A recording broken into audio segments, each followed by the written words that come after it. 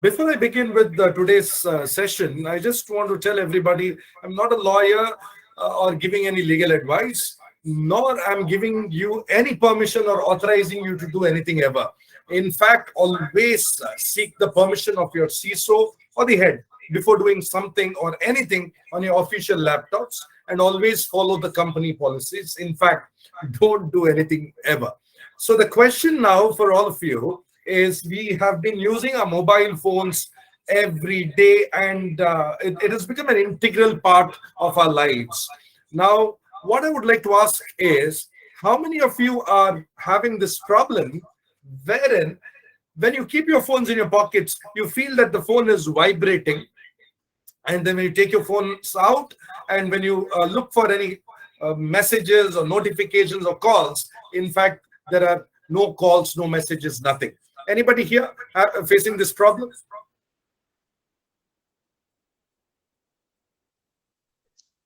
Yes. Yeah. I think I So think a lot of us yeah, are. yeah, this is called as the phantom vibration syndrome, um, also called as phone tom, fox alarm, and ringxiety, which the current generation they are experiencing, wherein they feel that their phones are vibrating because they use their phones day in and day out. Earlier, it was about 161 times a person used to check his or her cell phone, but now the numbers have exceeded 500. So, which means we check our phones more than 500 times every day. All right. Now, a lot of us are wearing these smart watches, right? So they are very useful, especially when you don't have your phones with you. You can take calls, and a lot of things can get scheduled from your phone or from your smart watches. The other day, I read this article which said, if you're wearing a smartwatch and if you're typing your PIN, the ATM PIN, the hacker who's sitting remotely can understand what is the PIN that you have typed, which means your smartwatch can reveal your ATM PIN. So it's time for us to understand that anything and everything that we do with our smartwatch can be analyzed remotely. Okay, number one, point number one. And point number two, the other day, there was this couple who had purchased the smartwatches together, and they in fact wanted to lose weight together. And then the lady finds out that her boyfriend is cheating on her because she could see unusually high activities on his dashboard from the smartwatch that he had worn. All right. So, not just that, also we are seeing a lot of crime cases being solved by the police because they are mapping the smartwatch data with what actually happened around. So this tells us that the devices that we use can be used for the positive as well as for the negative, because I would like to mention one point here, that is, technology is a double-edged sword. Okay. So somebody asked me, what was that guy doing at 4 o'clock in the morning? I said, probably he must have been doing Surya Namaskar, the form of yoga which keeps you healthy, where you go in front of the sun and you do the Namaskar. Anyways, the next thing which I would want to tell is, this is one simple camera which you can buy on Amazon, which costs about 200 odd dollars. Now, whenever I touch something, I, along with the biometric fingerprints, I also leave thermal imprints. Okay. And these thermal imprints last on the surfaces that I touch for about 15 minutes. And after that, it attains thermal equilibrium.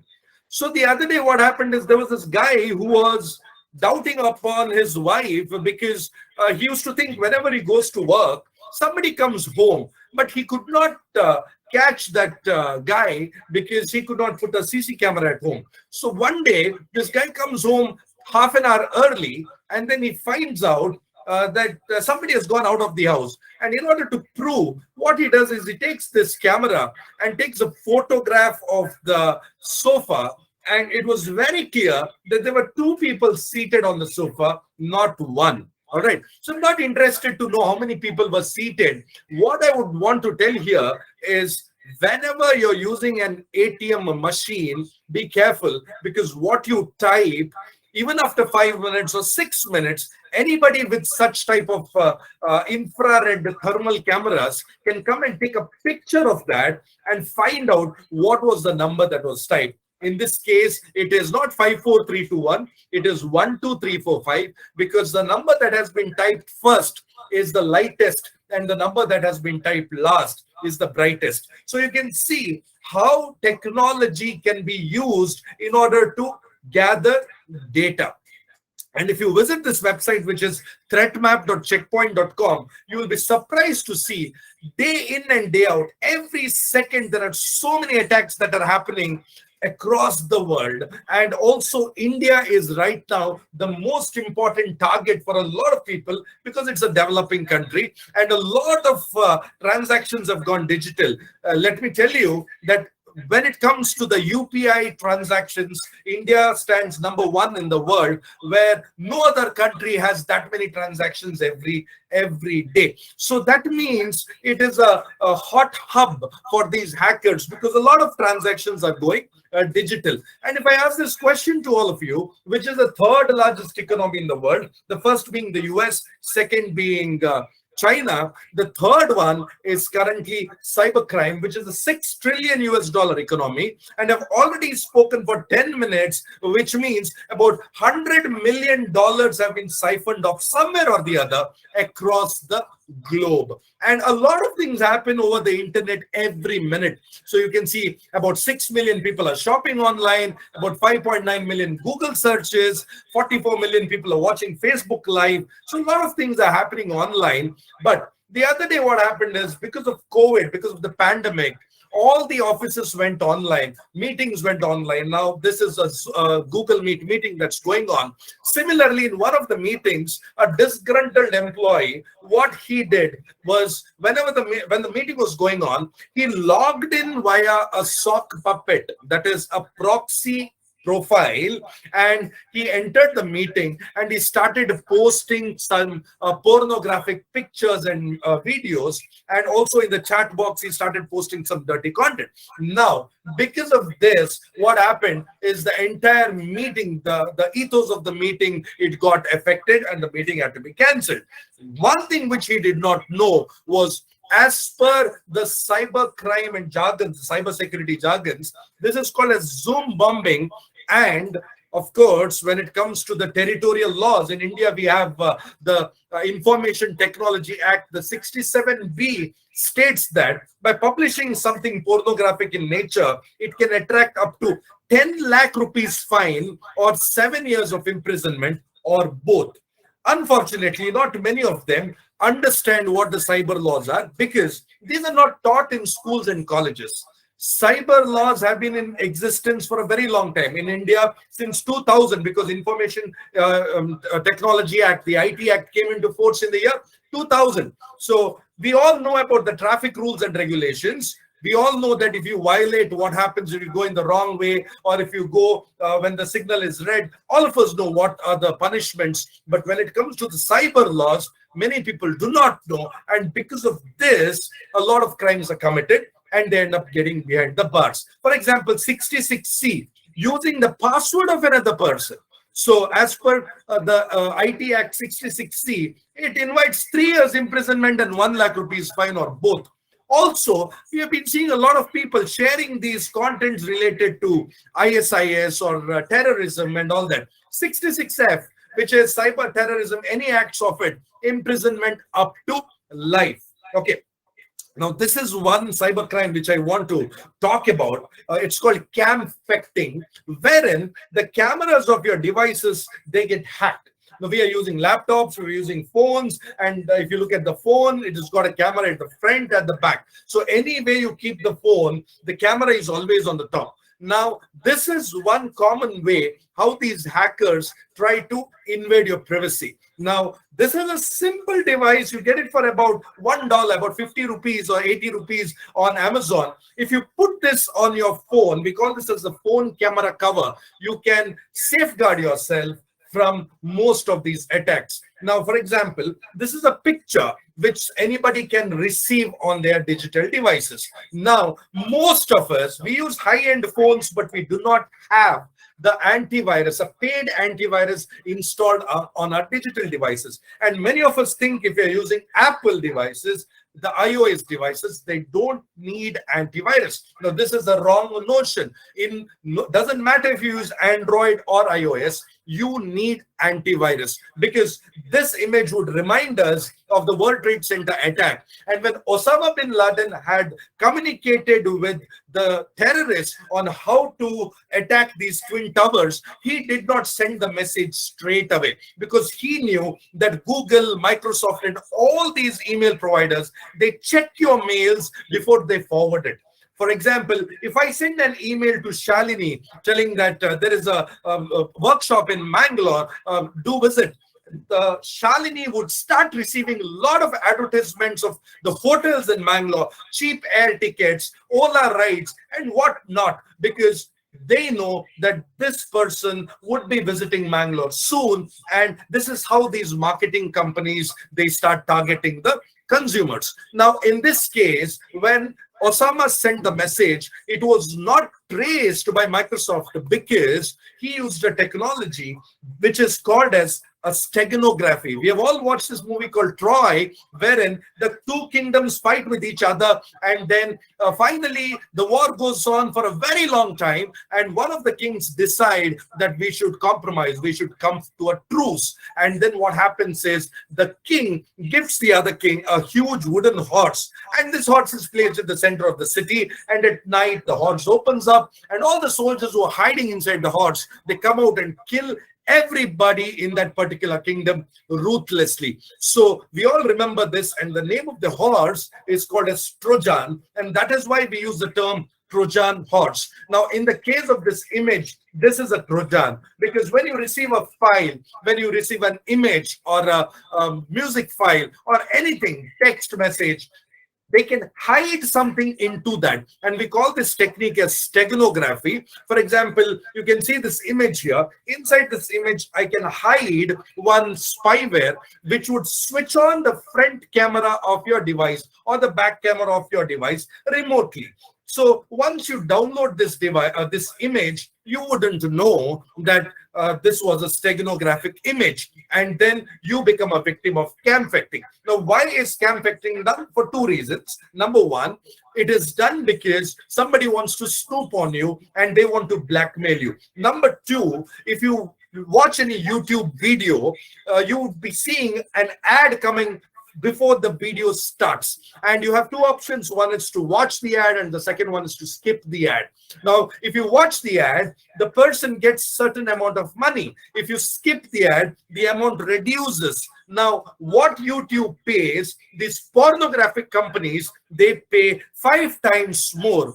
And you must have seen that post-COVID, the number of porn watching in our country, especially in India, has increased more than 20%. So if somebody has to put content on these websites, they need videos from the bedroom, from the bathroom, because we take our phones to the bathroom, we take our phones to the bedroom. And if our phones are subjected to camfecting, it would keep recording our videos, it would click photographs without our consent, and then it would be uploaded on these websites. Also, if you have installed any malicious apps on your phones, you must have seen that whenever you install an app, it asks for certain permissions. And the most common permission that the apps ask for is storage and camera. And if you have given such permissions, which means that the app can record at any point in time. So we have to be very, very careful.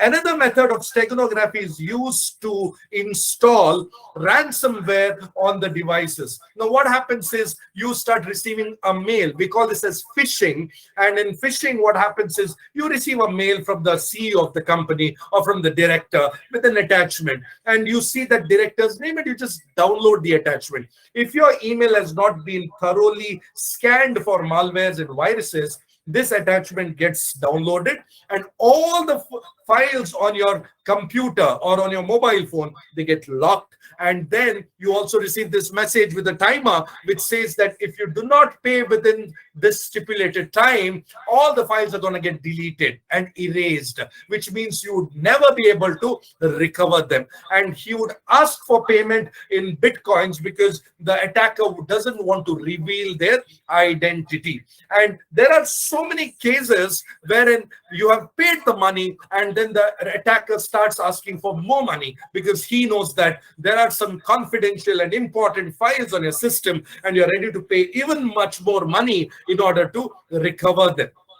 So remember, if at all you're a victim of ransomware, please do not pay any money to the attacker. Instead, you can visit this website, which is say no more it is nomoreransom.org. I repeat, nomoreransom.org. You would be, if you're lucky enough, you would find a decrypting key on that particular website and you can just decrypt all the files. But without scanning any attachment, I request none of you to please download such attachments from your emails. I'm going to talk about how the WhatsApp is hacked.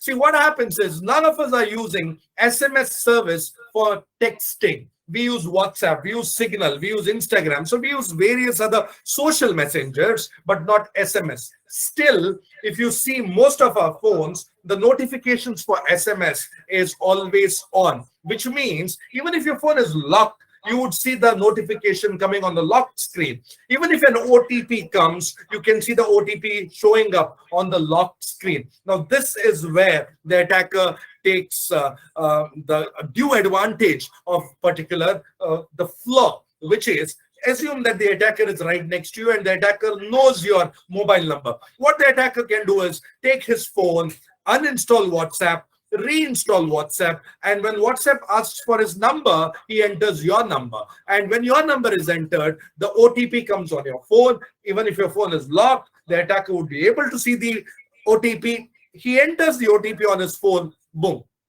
After that, all the messages from your WhatsApp comes on his phone. You would never be able to access your WhatsApp, and he would also get the photographs and videos and access to all your chats, which can be used against you, and he can blackmail you, or he can even name and shame you. Therefore, there are two things which I request everybody to do. Number one, immediately go to settings, notification, disable the SMS notifications, because we don't need SMS notifications. If at all you're going to receive an OTP, you can open the SMS app and you can check it out for yourself. And the second one, in WhatsApp, in the settings, there is this option called as two-step verification. Please enable this, because even if the attacker gets the OTP, he or she would not be able to access your WhatsApp without the person entering the OTP. Now, the two-step verification password, and make sure that your password is not 123456 or the month and the year of your date of birth.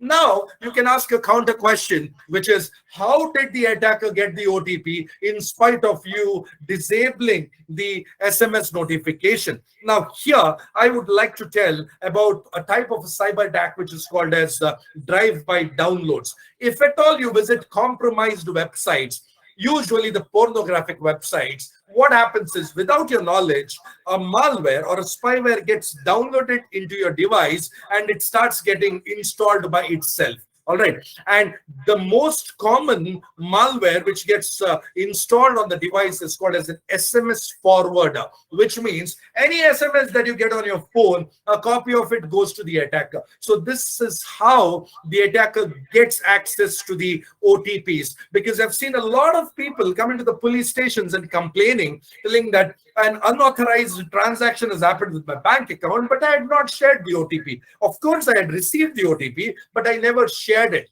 Now, this happens because the person who had installed a malware by drive-by downloads on your device got access to the OTP. So two things: one, disable the SMS notification, and the second one is enable the two-step verification. And it is important you can use Authenticator. I use Microsoft Authenticator. You can use Google Authenticator, because Two-step verification can be hacked. Remember, if you're using the OTP for two-step verification, it can be hacked. Instead, if you use this app called as Authenticator, it also gives an OTP, but not via SMS. It gives by an encrypted messaging system, which cannot be exploited by man in the middle, because your device has got a lot of personal as well as private details. All of us know that. And the problem is, if at all your device is lost, what happens is the attacker can siphon off all the data. Now you may be thinking, I have locked my device. There are apps like Dr. Phone and Celebrite which can just break open any of these pattern logs or facial logs or biometric or passcodes, any of them. It can just bypass them, remember. So it is important for us to know that whenever our device is lost, there are a few things that we need to do. Number one, assume that you have a pen drive, and your pen drive has got some confidential data, and you just delete that data. If you use tools like a Rikuwa disk drill, the deleted data can be recovered. Remember, deleting something does not mean forever deleting. Forever deleting is erasing. And if you're not using a tool like Secure Eraser, anything that you've deleted can be recovered. All right, it will not be able to recover something if it has been overwritten. Okay, if it is not overwritten, you have deleted something and you've just kept that pen drive in the Almira for say about 5 years. Even after 5 years, the data would still be intact over there. So two things. One, Secure Eraser, not only for pen drives, but also you need to install this Secure Eraser on your phones, because we have this habit of changing our phones every year or one or twice in a year. And if we just format our phones, or if we just delete our data, it is not enough. The attacker would be able to use any of the tools that I've mentioned above and recover up to 95% of the data. Therefore, before you sell your phones or give it to somebody, please install Secure Eraser and wipe off all the data, and it would put random zeros and ones in your memory, which means nobody would be able to access the data. And all of us know that if our phones are lost, we can just go to Google, log in with the email address, and just type find my device. And if it is on and it is having an active internet connection, it will tell you exactly where it is. If you've forgotten to lock it, you can even lock it. And the same feature is also there on iPhone. But many of us don't know that this feature is also available on Windows laptops. All right, on Macintosh, yes, you know that it is there, but on Windows laptops, from the last 4 years, this feature is available, which is Find My Device. So if you are using a Windows laptop, please enable this, because by default it is disabled. So if at all you lose your laptop, you would be able to access it, format it, and a lot of other features. Because you have to be very careful while downloading any app. So there are different types of apps. We have free apps, we have paid apps, and we have freemium apps. But before you download any app, especially on the Play Store, because on the App Store, they have a lot of security mechanisms to ensure malicious apps are not put on the App Store. But if you're using Samsung or OnePlus or any of these devices, please remember, before you download any app, you need to take care of these 7 points. Check out the number of downloads, check out the reviews, read the ratings, understand which the developer company is and the country of origin, and make sure you totally understand what type of an app is it, whether it is free, paid, or freemium. Freemium apps are usually free for a few days, and then your credit card gets billed. And also the permissions. The other day, somebody was telling me that he had installed a calculator app and it was asking for camera permission. Why would a calculator app need camera permission? So you'll have to make sure that the apps request only those permissions which are necessary for it to function. And also, when you give these apps to your children or anybody at home, make sure you read the ESRB ratings, which is the Entertainment Software Rating Board. Just like how any movie has this censor board ratings, similarly, apps also have these ratings, like EC for early childhood, E for everyone, M for mature content, and RP is rating pending. Because I do not want any one of you to give an app which has got M rating, which has got blood and gore, bad language, sexual content, and violence, especially for a 10-year-old. right? It would definitely disturb their mindset. So we have to be very careful and check for the ESRB rating. Now, if you ask me, where do you find these ESRB ratings? On the app stores and the Play stores. Whenever you open an app, you can see the ratings at the top, which says which age group is this app suitable for. And also, when I ask this question to everybody, how many of you have not lied in your lifetime? I couldn't see any hand that went up. But then there were a few people who said probably have not lied, or at least consciously have not lied. Then I asked them a counter question, which is, whenever you have installed an app, it has given you a checkbox and asked you to tick saying that you've read the terms and conditions. Have you read? And they're like, no, I have not read. Have you ticked? Yes, that is a lie, because you have not read what the terms and conditions were. Now, if you have gone through the William Shakespeare's Macbeth or Hamlet, it has got more than 8,000 to 13,000 words. But if you see the terms and conditions of PayPal and Apple and all these apps, it has got more than 20,000 words. So you wouldn't be able to read them. Therefore, a beautiful website called tosdr.org is created, which has summarized the terms and conditions. And it's shocking to see websites are graded from A to E, where A being very good websites and E being not that great. I mean, very bad. So if you see Facebook and Amazon, they're graded E. And if you read the third point, it is surprising, which says the service can read your private messages. Fourth point, the service can read your browser history. And the fifth point, deleted content is not really deleted. And the first point, Facebook stores your data, whether you have an account or not, which means if your phone comes with a pre-installed app of Facebook, it stores your data, whether you have an account or not. Therefore, if you're bothered about privacy, then please install DuckDuckGo. This is a fantastic app. And also the search engine of DuckDuckGo would never store anything that you've searched. Remember, on Google, you've searched for something, you would never ever be able to delete it forever. And also, these days, most of the companies, before hiring people, what they do is they send requests and they find out what is the level of mindset of somebody, because they can get to know what this person searches, what this person does, how is his browsing history, and all these details. Because what we think is, if we delete something, it is gone forever. Not at all. Remember, once posted, always posted. And anybody can use an app like Notice Save, because a lot of people have this habit, a really bad habit. They send you something and then they delete it for everyone. And then you keep wondering, what has that person sent? So if you have installed an app like Notice Save, it is going to store the notifications. It doesn't matter whether the person deletes it or uninstalls the app.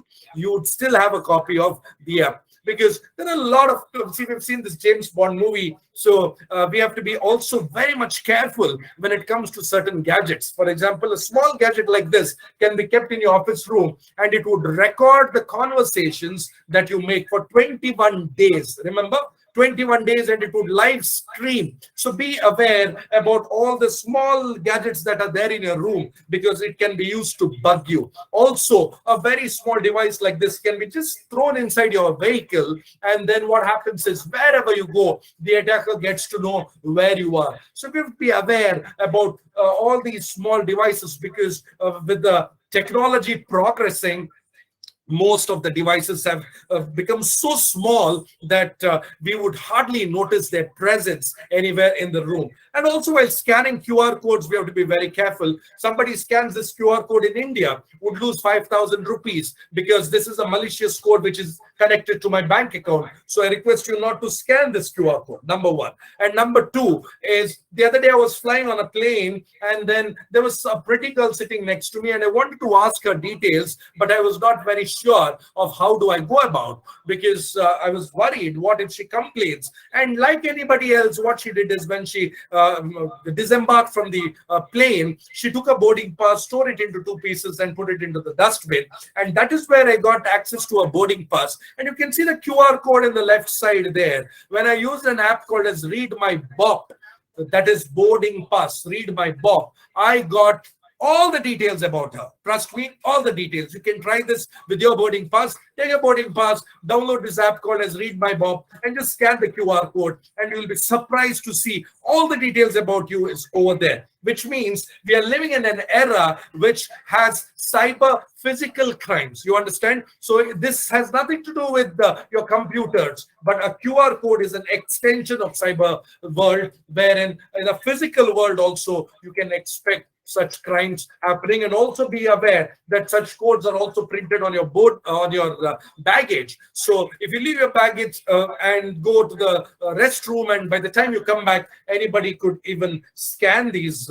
baggage tags. Be careful. So beware before you scan QR codes. And also, this happened in one of the fuel stations where there was this QR code, and the attacker printed his QR code and stuck over the existing QR code. And people were just scanning the QR code, and they were transferring money. And the money did not get into the account of the fuel station owner, but it went into the account of the attacker. So we have to be very, very careful, because these days cybercrime is available as a service. Like how you can go to a hotel and ask for the menu card. There are people who give such menu cards, and they're also ready to change your school grades. So probably if you've not done well in school, you can still change the grades, or hack somebody's social media accounts, or email, or cell phones, personal computers. So you can just see how much they charge. It's not big money. So the attack can have a devastating effect. So as Badrinath sir rightly said, it's not just about money, it's also about the reputation. So we have to be very, very careful, because data is the new oil, and these are the new oil companies. All right. And the other day, Google paid $15 billion to remain as the default search engine on Safari. Now, why? Because Google knows a lot about you that we ourselves don't know about us. So this is the problem. So I've just made a list of what are the things Google, Amazon, and Microsoft, they know about you. I'm going to share this presentation with Shalini ma'am a little later. So you can see Google knows so much about you. And there was this ad which said, Google is hiring, but you need not apply because they already have information about you. So this is the world, the era that we are living in, where market basket analysis is done using the data, the big data that is there. For example, if somebody goes to the supermarket to buy a loaf of bread, he or she would definitely buy jam or butter along with it. Or if somebody who is non-diabetic goes to the supermarket to buy coffee powder, there are chances that he or she would also buy sugar along with it. So Google does these market basket analysis, and that is how they predict these are the videos that you may like, or Amazon tells you these are the products that you may be interested in. Because my guru, Sanjay Sahai sir, rightly said, hacking is the new normal. And when I asked, sir, what does it mean? He said, Anant, out of the 100 computers, 95 computers have been hacked or compromised in one way or the other. 5 computers do not know that they have been hacked or compromised. So this is a photograph of mine which was clicked somewhere. You don't have to bother where it was clicked. All you need to do is whenever you get a picture, just visit this website called pic2map.com, and it would tell you the exact geolocation where it was clicked. Not just that, it would also tell you which was the device that was used, which was the app that was used to filter, or which was the app that was used to conceal the acne that you have on your face. Also, it would tell whether the flash was on. It gives you a lot more details about the data. So data about data is called as metadata, and the metadata about images and videos, we call it as EXIF data, that is exchangeable image format. We have to be very careful while uploading pictures anywhere, because the attacker can just download them and they would get to know where it was clicked and a lot more information. Therefore, the other day what happened, somebody, without telling their spouses at home, they went to Goa for a picnic and sent a picture wearing these formals, but their spouses knew that there's something fishy, and when they uploaded the picture on Pic2Map, it showed it was clicked in Baga Beach, Goa. So you can very easily understand where a picture was taken. So on iPhone, whenever you're sending a picture, there's an option there. You can just follow these steps, which says you can disable the location and photo data, metadata of the photos. Similarly on Android as well. Please enable this so that you do not leak out the information, because you have children at home, and these pedophiles over the internet, if they get to know where your house is, because you click a picture inside your house and you just upload it, so they get to know the exact geolocation where you are. So be careful. And also, while using these types of cards, credit cards and debit cards, which has got the Wi-Fi symbol, we have to make sure that when we keep it in our pockets, anybody with a credit card reader can come and take your money. In India, 5,000 rupees without entering ATM pin or OTP. 5,000 rupees will just go off if you have kept the card in your wallet and you've kept it somewhere. So be careful. The next time you are using such cards, you'll have to do two things. Number one, if you don't want that feature, go to your net banking and disable that feature. Number two, if you want to use that feature, what you can do is you can buy this on Amazon or any of these websites, e-commerce websites, which is called RFID blocking covers, and put your card inside that, and then you keep it inside your wallet. So this way you can stay protected from such attacks. Or you can take a wallet which is RFID safe. So this way you will not be compromised. And also, while posting pictures online, make sure that the number plate is not seen, because anybody can just put the number plate details on car info website and they get your names, and they can go on social searcher and search your names, and they get to know your Instagram, Facebook, LinkedIn, and all the social accounts that you are in. So be careful, because people can snoop on you. Now, I just have 3 details about somebody. His name is Jeffrey Bruin. He cycles and he's from Netherlands. So I can use the internet. So internet is 4% surface web, 90% deep web, and 6% dark web. So I can use the internet. I can use the publicly available data using tools called as OSINT, which is open source intelligence. And from these three information, I can gather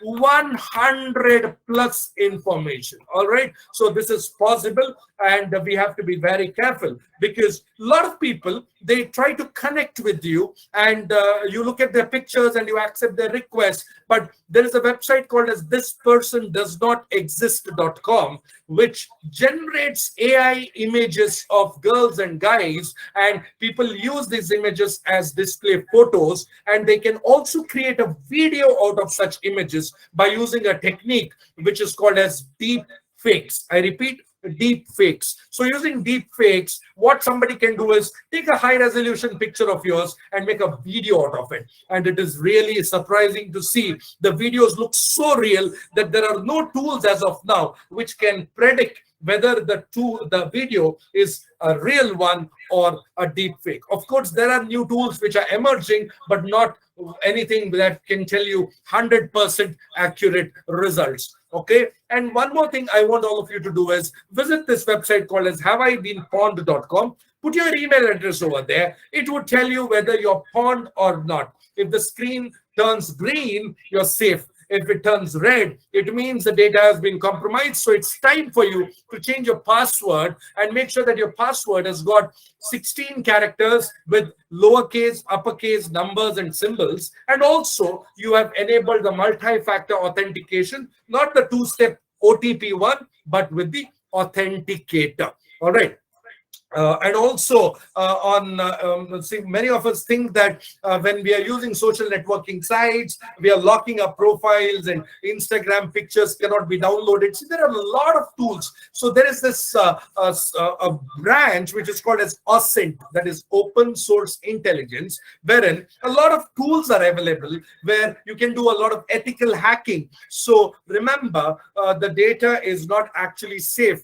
And this is the website I was talking about, deepfakesweb.com. So you can just download somebody's picture and upload it over here and create a video. And this video can be used to blackmail, for sextortion, for ransom. It can be used for honey trapping. So we have to be very, very careful. And also the festive season, Christmas and Deepavali just happened. So if somebody gives you a phone as a gift, be aware they might have bugged it and given it to you. And you get these stickers now online which can be stuck on these boxes, which makes the box looks like it is a sealed box. All right, so be careful about such phones, because apps like Moco Spy or Q Studio or Caretaker and many other apps can be used, which will have hidden screen recorder, keylogger, surround recorder, and social media tracker, which means you keep your phone in your room, it keeps recording. Whatever you type, it keeps logging. Whatever you browse, it keeps recording.